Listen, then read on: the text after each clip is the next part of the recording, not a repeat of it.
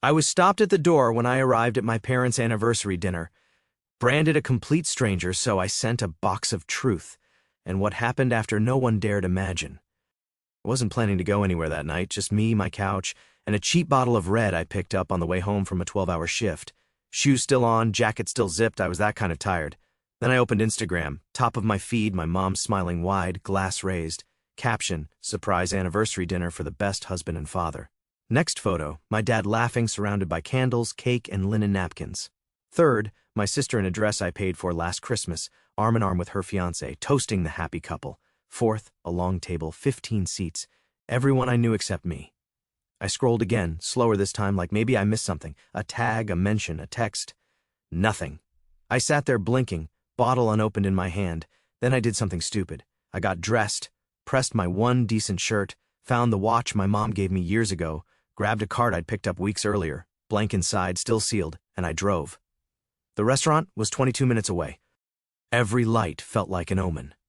I parked 3 blocks down because the valet lane was full. The place was glowing, tall windows, gold trim, a violin playing somewhere I couldn't see. I walked up to the host, gave my name. He blinked, checked the list, then stepped aside for someone else to answer. The guard, bigger than I remembered, probably knew. He looked down, adjusted his earpiece, then leaned in. "She instructed us not to let you in," he said. "You're not on the list." He added, and I quote, "There's no seat for strangers." I thought I misheard him. I didn't. I opened my phone. No missed calls, no apologies, no explanations. So I called my sister. She picked up after the second ring, then whispered like she was hiding in a coat closet or a bathroom stall. "You weren't invited. It's complicated. Please don't make this a thing." Then she hung up. I stood there for a full minute, then another. Eventually I nodded, said thanks to the guard, turned around, walked back to my car, didn't cry, didn't scream. Just sat there staring at the dashboard, the engine still off, watching guests through the window lift their forks, laugh, and toast like I didn't exist. Then my phone buzzed. I looked down, $6,800 pulled from my secondary card. Memo for the family dinner. Thank you again. A second buzz, same card, another $400 for flowers and a custom cake. A third, final invoice, paid in full. I smiled just once, not from joy, from clarity. They didn't forget me, they used me. They always said I was too busy, a workaholic, never picked up the phone, probably forgot it was Christmas again. I didn't forget. I just stopped trying to show up where I was always a footnote. The last time I was invited to a family dinner was my mom's birthday 3 years ago. I paid for everything. The restaurant, the decorations, the Uber for grandma. When I got there, they'd already finished the cake. No one noticed I was an hour late because no one noticed I was coming. My name wasn't on the card. The gift they handed her, a group present, bought with my money, was signed by everyone else. I remember Mom smiling, tearing up, and hugging my sister. "Thank you," she said. "You always know what I like." I'd wired the money 2 days earlier. They just forwarded it to her from the joint family account. No mention, no nod, not even a glance. That night, I went home and wrote a note in my phone. "Next year, don't bother." I never deleted it. The year after that, for Father's Day, I sent a leather-bound journal to Dad, monogrammed, expensive. No response, just a text from my sister. "Hey, can you also help cover the recliner we got him?" It was a little over budget, like $300. "I'll send the receipt." No greeting, no question, just expectation. Then there was my niece's graduation. I booked the venue, ordered catering. I was told I couldn't make it, COVID capacity limits. But I saw the photos, 20 people and a banner that read, "Thanks to Aunt Lily and Uncle Mark for making this happen. I am not Uncle Mark. Lily is my sister. Mark is her fiancé. They used my money, put his name on it." That was the pattern. I paid. They smiled. When I asked, just once, if we could maybe talk about budgeting or splitting costs, I got hit with, "It's not about money. Don't make this transactional. You're the one who chose that life." That life. I worked 60-hour weeks, lived in a 1-bedroom apartment with creaky floors and no view. I didn't have a dog, a partner, or even a full set of dishes. I sent money every month because Mom said rent was tight. I covered the electric bill when my sister's creative business flopped. I paid for Dad's new dentures, then got told I never show up when it matters. When I offered to fly home last Thanksgiving, my sister texted back, "Actually, we're keeping it small this year, just nuclear fam." I stared at that text longer than I'd admit. I thought I was nuclear fam. Turns out, I'm just the reactor. They take the heat, leave me the waste. Even the dinner I saw on Instagram, the one I wasn't invited to, wasn't spontaneous. 3 weeks earlier, Mom had called me, said she was just venting. She and Dad were sad they hadn't done anything big for their anniversary, After 35 years, maybe they deserved something, but restaurants were expensive, and she didn't want to put pressure on anyone. I remember sitting on the edge of my bed, looking at my checking account, and then saying, "If you find a place, I'll take care of it. You deserve something nice." She sniffled, said I was too good to them, said they'd figure something simple out. That was the end of it. I never heard back until Instagram told me the rest, until I saw the linen napkins, the plated halibut, the imported wine, the custom cake with 3 tiers and gold leaf initials. I knew that cake. I knew that bakery because I paid for their Christmas fundraiser last year. They gave me a discount, probably the same one they used this time. The table in the photo sat 15 plates, 15 people, 4 generations, no seat for strangers. That phrase wouldn't leave my head. Not he's not coming, not he's out of town, not we forgot. No, there's no seat for strangers. Like I was a guest in my own family, an outsider with a credit card. They didn't forget me, they counted on me. And then they counted me out. When I saw that charge hit my account, $6,800 plus tax, I didn't scream, I didn't reply, I just breathed. It was the first clear breath I'd taken in years. Then I made one call. The silence didn't bother me anymore. I was getting used to it. I sat in the car, engine off, radio off, phone in my lap, watching the glass walls of the restaurant shimmer under soft yellow light. Forks clinked. People laughed. My money kept their wine glasses full. For years, I thought love meant paying without being asked, without keeping score, without expecting a thank you. But this wasn't love. It was debt collection, and I wasn't the one in debt. I opened my banking app, 2 cards, 1 main, 1 backup. The backup was linked to the family account. They used it for emergencies, rent, prescriptions, repairs. That's what Mom always said. There was nothing left to repair. The transaction log told the whole story: $2,900 for Lara's banquet full-service deposit, $1,700 for floral design, customized centerpiece arrangement, $1,050 for wine pairing upgrade, $638 for a tiered cake with 24-karat edible gold, $560 for a violinist, 2 hours, ambient set, $460 for valet service for guests, $180 for handwritten menu cards with guests' names. I zoomed in on that last line, guest names. So, it wasn't a mistake. It wasn't an oversight. It was planned meticulously. They knew I wasn't invited. They printed proof of it on cardstock. My breath steadied. I tapped more, scrolled to the bottom, found the section labeled linked accounts, clicked on link family, clicked confirm. Then I opened messages, found a number I hadn't used in a while, Gabriel, the manager of a private dining service I once used for a work event. I typed, "Need a custom delivery tonight. Time sensitive. 1 box, 1 name, discreet." He replied in 60 seconds, "Always." "What's the tone?" I paused, then wrote, "Clarity." I pulled out of the parking spot, didn't rush, didn't look back, just drove home with the windows down, letting the night air settle into my skin. By the time I parked, the plan was already in motion. Gabriel had dispatched a waiter, suited, silent, perfectly on time. The box had been packed. Matte black, no markings, just a small silver plaque on top. My name, nothing else. Inside, the box took longer to prepare. I opened the folder I kept in my desk drawer, the one no one knew existed. It contained years of receipts. Every transfer, every Venmo, every "can you cover me this once," color-coded, itemized, rent for Mom and Dad's house, 18 months, private school tuition for my niece, 2 semesters, Lily's failed Etsy business, $1,800 in materials, Dad's dental work, Mom's hip consultation, groceries, flights, hotel room, spa days, all funded by me. None of it repaid, none of it acknowledged. I printed the summary. Page 1, total amount given, $48,735. Page 2, total received in return, $0. Then I added a 3rd page, a letter, short, measured, typed in bold black font. This box is not about anger. It's not revenge. It's math.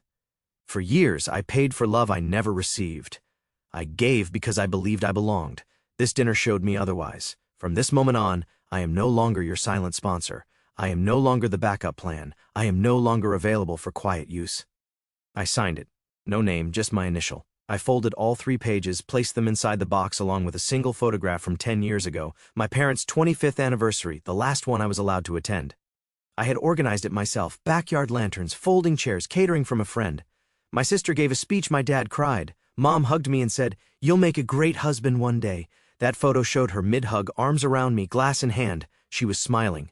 I flipped it over and wrote on the back, "This was the last time I thought I mattered. Box closed, box delivered." Gabriel sent a photo once it was placed on the table right after dessert, a room full of full bellies and full glasses, and one sealed box with one name, mine. They didn't see it arrive at first. The box was silent, like me.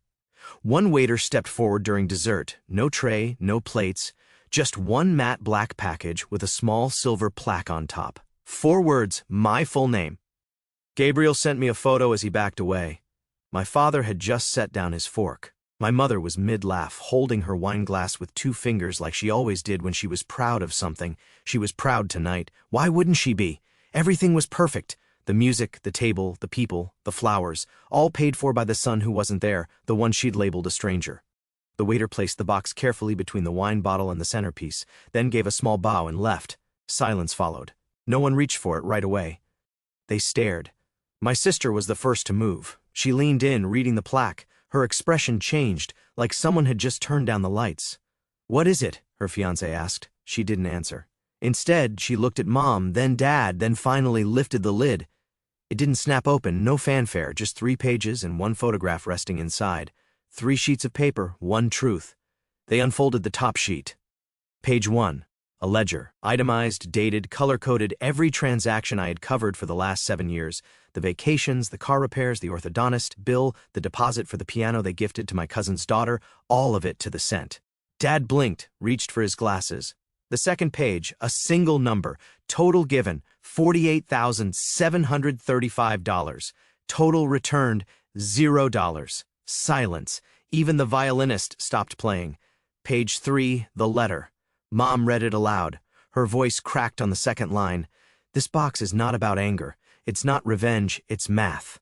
For years, I paid for love I never received." She stopped halfway. Her hands were shaking. Someone tried to speak, Grandma, maybe, but she stopped when she saw the photograph. It sat there like a wound. 10 years ago, backyard dinner, my arm around Mom, her smiling into my shoulder. They flipped it over, read the message scrawled in ink. "This was the last time I thought I mattered." Then came the shift. You know that moment when a room changes temperature without warning, when people stop chewing, when cutlery freezes midair, when eye contact becomes a liability. That moment, it happened all at once. No one said my name, but they felt it, every single one of them.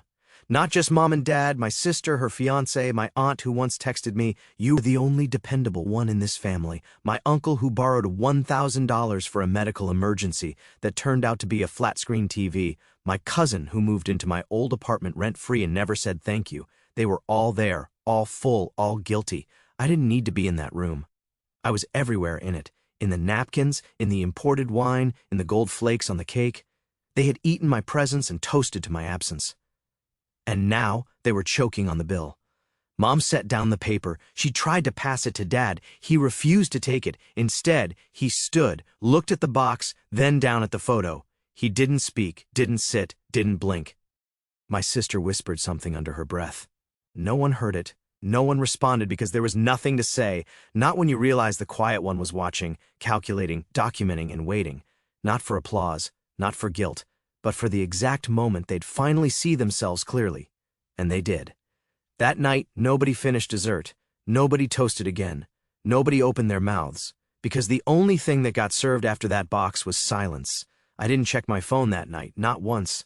No calls, no messages, no sudden voice memos, no blurry photos from the dinner, no "we need to talk." Nothing, just silence. And honestly, it was the most honest thing they'd given me in years. They finally stopped pretending. Stopped pretending I was part of it, part of them, part of the photo albums, the group texts, the holiday toasts. And I finally stopped hoping. I slept better than I had in months. Not because everything was fixed, but because the pretending was over.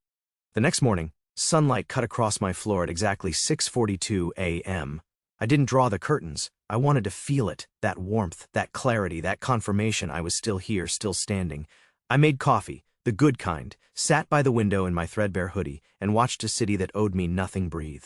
People walked dogs, trucks rumbled past, some kid kicked a soccer ball against the wall like the world hadn't just shifted, and I smiled because maybe it hadn't.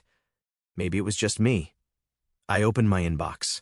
One new email, subject line, invoice paid, Laris Banquet, automatically forwarded from my backup card. The one I deactivated less than 12 hours earlier. They tried to run the final balance like nothing had happened, like their night wasn't funded with silence and sugar. It bounced. The account no longer existed. Neither did that version of me. 10 minutes later, a text from Lily. What was that? No greeting, no apology, no are you okay? Just a jab, a deflection. I didn't reply. 5 minutes later, another one. You embarrassed mom. Dad's furious. Was this your goal? To ruin their night? I stared at the screen. I could feel the old instincts kicking in, the urge to explain, to clarify, to soften the blow she delivered to me in 1,000 small ways for years. But I didn't. Instead, I answered her the only way that mattered. You ruined it when you planned it without me. I hit send, blocked her, and let the silence return. It was heavier now, but not cold, just full, like a door that finally closed. That evening, someone rang my doorbell. I wasn't expecting anyone. I looked through the peephole. My stomach dropped. Mom, alone, no bag, no flowers, no dramatic pose, just her standing quietly in the hallway, holding something against her chest. The box, same matte black surface, same silver plaque, same weight. I opened the door, didn't speak, didn't move. She looked up. Her eyes weren't red, not like someone who'd been crying, but they were softer, less sure. Her voice was quieter than I'd ever heard it. Can we talk? She asked. I didn't move, didn't invite her in, didn't unlock that part of me. She shifted the box in her hands. I read it again this morning, she said. I think I finally saw it. Silence. You were never a stranger, she said. We just treated you like one. My throat tightened, but I didn't flinch, because this wasn't the moment for comfort. This was the moment for truth. I nodded toward the bench outside. She followed. We sat. She placed the box gently on her lap, like it might break, like I might. I don't know how to fix this, she said. I don't even know where to start. I watched a car pass, a couple laughing in the back seat, someone else's moment, someone else's noise. Then I looked at her. It's not yours to fix anymore, I said. She blinked, nodded, didn't argue, then handed me something, an envelope. Inside, a photograph, the same one I had sent them, but this one had writing on the back. Not mine, hers. I forgot how much he gave us, it read. I remember now. For a second, I didn't move, just held it, felt the years in the paper, felt the weight in my hand. Then I gave it back gently. I don't need reminders, I said. I need peace. That was the first time I saw her shoulders fall, not in defeat, but in release. We sat a little longer, neither of us filling the space, just breathing in it. Eventually she stood. Your seat will always be there, she said. If you ever want it. I didn't answer. She waited, then turned, walked back the way she came, box in hand. Lighter now, maybe emptier. I watched her disappear down the steps, closed the door, locked it, then made tea, sat at my kitchen table alone, but not lonely, not anymore.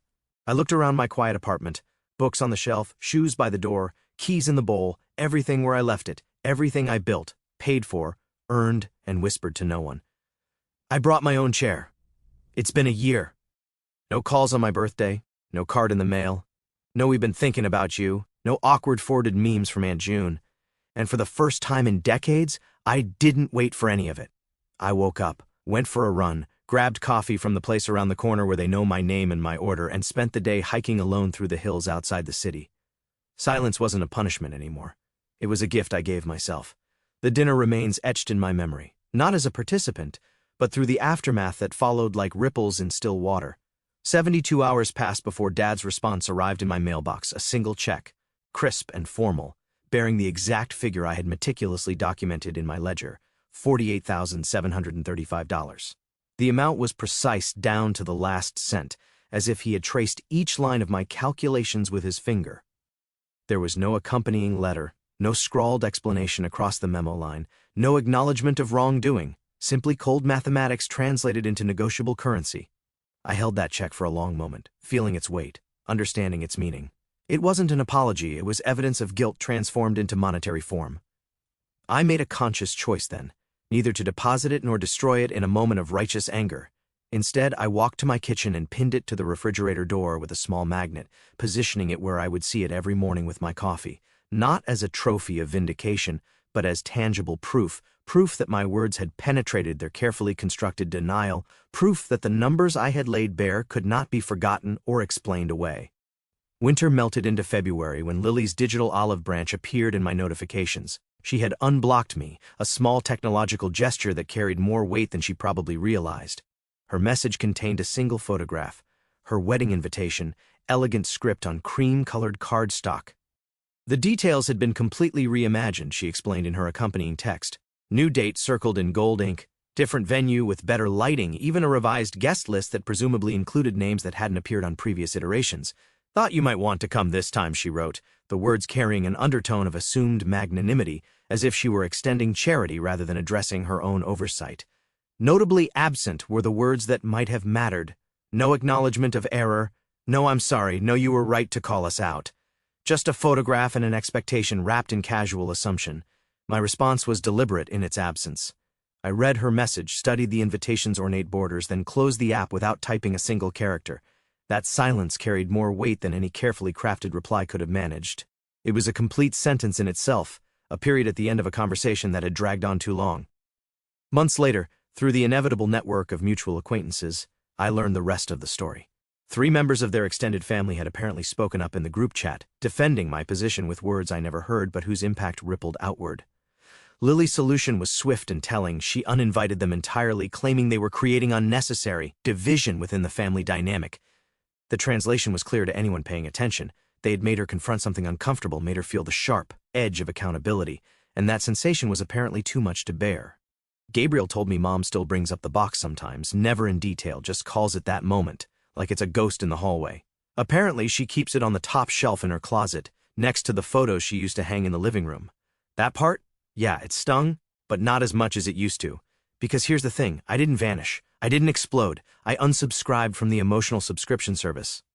I never signed up for the monthly guilt, the passive-aggressive invoices paid in silence, the "but we're family loyalty" discounts. All canceled. Once you cancel something, broken, you start building something real.